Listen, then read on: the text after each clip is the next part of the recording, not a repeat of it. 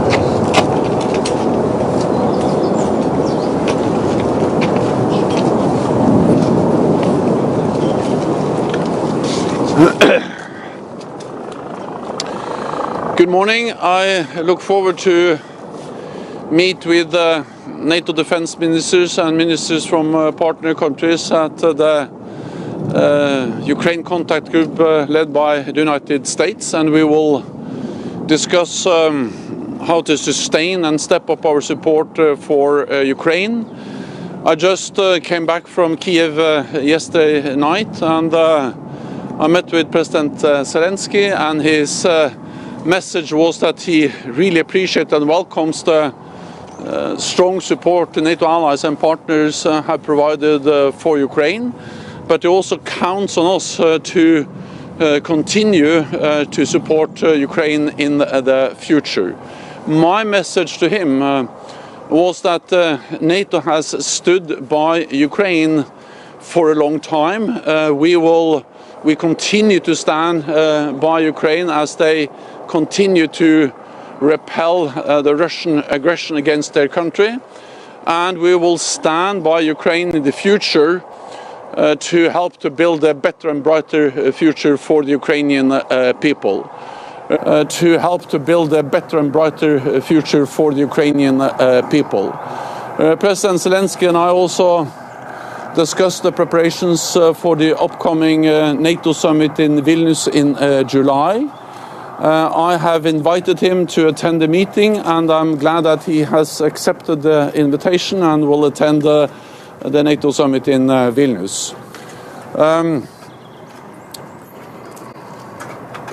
We discussed the preparations, and I highlighted that there are at least two issues that will be important for Ukraine. One is that I expect NATO allies at the summit to recommit to support Ukraine for as long as it takes. NATO allies at the summit to recommit to support Ukraine for as long as it takes, with substantial military support to ensure that Ukraine prevails as a sovereign independent nation in Europe.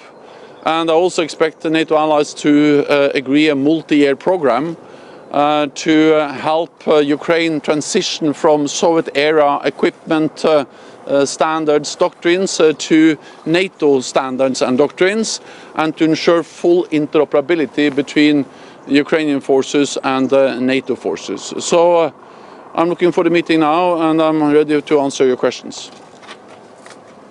Does it mean that Ukraine gets the roadmap of accession? Because a lot of Ukrainian officials, they said that one condition of participants of Zelensky is roadmap. Well, I said in Kiev yesterday that Ukraine's future is in the Euro-Atlantic family, and all NATO allies have agreed that Ukraine will become a NATO member. But the main focus now is, of course, on how to ensure that Ukraine prevails. What we do know is that our support helps Ukraine move toward the Euro-Atlantic integration, and our support helped them to make this possible. But the main focus now is on ensuring that President Putin does not win the war, that Ukraine prevails, because without a sovereign, independent Ukraine, there is no meaning in discussing membership. You speak about what weapons did he say he needed most? Sorry? What weapons did he say he needed most? Well, he went to different types of weapons, including everything from air defense, heavy armor, jets. I'll leave it to Minister Reznikov and the Ukrainians here to describe exactly what kind of needs they have. But that's the reason why it is important to meet here in Ramstein, to sit down with Ukrainians and to discuss in detail what are the needs, what are the gaps, and how can NATO allies and partners in the US-led contact group ensure that we are providing them the support they need as soon as possible. Then, in my discussions with President Zeleensky, I of course recognize the importance of discussing new capabilities, and the support for Ukraine has evolved as the war has evolved. In the beginning, the focus was on light anti-tank weapons like the javelins and the NLAWs. Then the focus was on artillery. Then for a long time the main focus was on air defense, modern air defense systems like Patriots and NASAMS.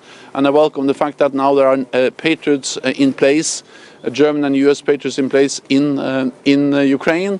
And over the last weeks we have a lot of focus on armor, on battle tanks, and battle tanks are now coming into to Ukraine. And we need to continue to discuss, and jets are also being delivered by allies to Ukraine. We need to continue to discuss specific platforms. But as important as discussing new platforms, it is extremely important to ensure that all the platforms which are already in Ukraine work and function as they should, meaning that we need ammunition, we need spare parts, we need fuel, we need maintenance, we need repair, we need all the sustainment to ensure that all the systems which are already there are delivering the effect that they should. So therefore, not only discuss new systems, but also discuss how to ensure that existing systems function. Does NATO, sorry. Does NATO have a timetable when Ukraine could enter NATO? So all NATO allies have agreed that Ukraine will become a member. President Zelensky has a very clear expectation. We discussed this, both the issue of membership but also security guarantees. And of course, Ukraine needs security because no one can tell when and how this war ends. But what we do know is that when the war ends, we need to ensure that history doesn't repeat itself, that Russia is not able to continue to attack and to wage war again against Ukraine and to continue to chip away at European security. So we need a discussion about a security framework. We need and there will be a discussion about, or there is an ongoing discussion about membership. But my message was, first, Ukraine's rightful place is in NATO, as allies have agreed, but also that the main focus now is to ensure that Ukraine prevails. Because if Ukraine doesn't prevail as a sovereign independent nation in Europe, there is no meaning in discussing membership, and we need to preserve the unity in supporting Ukraine, and that's the main focus also of the meeting today. You speak about long-term military aid. It means that the military counteroffensive won't be enough, and that we have to get prepared to maybe many years before. Also, wars are by nature unpredictable, so no one can tell today when this war ends. hopefully the Ukrainians are able to make a lot of progress, and you can have a just and enduring peace soon. But no one can say that with certainty. So we need to be prepared for the long haul, and that's the reason why NATO allies have stated again and again that we will stand by Ukraine for as long as it takes. But the other reason why we need a kind of long-term perspective is that even or also after the war ends, we need to support Ukraine, because we need to ensure that Ukraine has the military strength, the capabilities, the deterrence to prevent new attacks. Because you have to remember that the war didn't start in February last year. The war started in 2014 when Russia illegally annexed Crimea, and when Russia for the first time moved into eastern Donbass. And then we had a full-scale invasion in February. So when the war ends, we need to ensure that it really ends and that it's enduring peace. And to ensure that, we also need a long-term engagement, relationship with Ukraine. And that's the reason why we also look at a more multi-year program package from NATO to help to ensure full interoperability with Ukrainian forces. Okay, yeah. I'm just wondering about, they say that today there's a meeting for the tanks group or something like this today. And all the information that we got, that the tanks is 14, 7, something like this. Is that enough for Ukraine to win in this war? And the other question is, do you think Ukraine can win in this war alone? I mean, just weapons, Yes, I absolutely believe that, and not least because we have seen the courage, the skills, the determination of the Ukrainian armed forces. President Putin made several big mistakes, strategic mistakes, when he invaded Ukraine. The first was to totally underestimate the strength of the Ukrainian armed forces. He thought that he was going to control Ukraine within weeks and take Kiev within days. Then he totally underestimated NATO allies and our partners in our resolve to support Ukraine, and therefore he has now been in Ukraine for more than a year, and he does in no way control the country as he planned. And Ukrainians have been able to push back the Russian forces around Kiev. I was in Bucha yesterday, and of course that was a city that was controlled by Russian forces in the beginning of the war, liberated by the Ukrainian armed forces after a month. The Ukrainian forces pushed back the Russian forces in the east around Kharkiv, and then in the south around Kherson, and we are now helping them to liberate more land by providing more advanced systems. On the battle tanks, well, first of all, I think you need to understand that we speak about many types of battle tanks, but also older ones. But now allies are delivering a significant number of advanced, modern NATO standard battle tanks, like the Leopard 2, like the Challenger from the United Kingdom, the Abrams. But in addition to the advanced, modern NATO standard battle tanks, allies are also delivering infantry fighting vehicles, armed personnel carriers, a lot of armor and ammunition and equipment to these. So all of this is really advanced high-end capabilities that can enable the Ukrainians to push to the Russian lines. We have time for one Okay, more. one more. Sorry. Last one. Yeah. Could you please elaborate a little bit more? What are your exact expectations for the outcome of today's meeting, also in terms of J? So first of all, I would like to commend the United States for leading and convening this group, the Defense Contact Group for Ukraine, and also for Germany to hosting it, and to Minister Peterius. I expect that at this meeting, NATO allies partners will announce additional support. And again, not only new platforms, but also to sustain the existing platforms.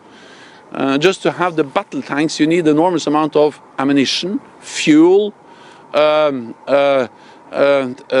trailers to be able to move heavy equipment like battle tanks, recovery vehicles. So I think sometimes we underestimate all the logistics that have to be in place just to have operational battle tanks capabilities.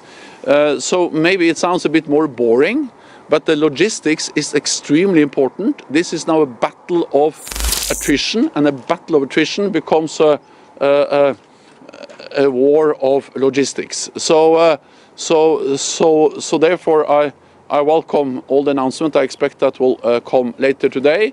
We already had some announcements. Netherlands and Denmark have announced that they will deliver 14 more Leopard battle tanks.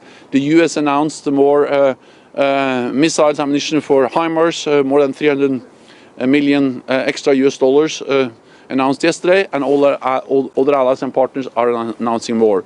On jets, well, allies have delivered. Poland, Slovakia has delivered MiG-29s. There is an ongoing discussion about also other types of jets. I will leave that to the meeting here, and also the ongoing discussion among allies and partners. We need to constantly assess, constantly consult, but again, not only about new platforms, but also sustaining all the platforms you have. Thank you so much. Thank you.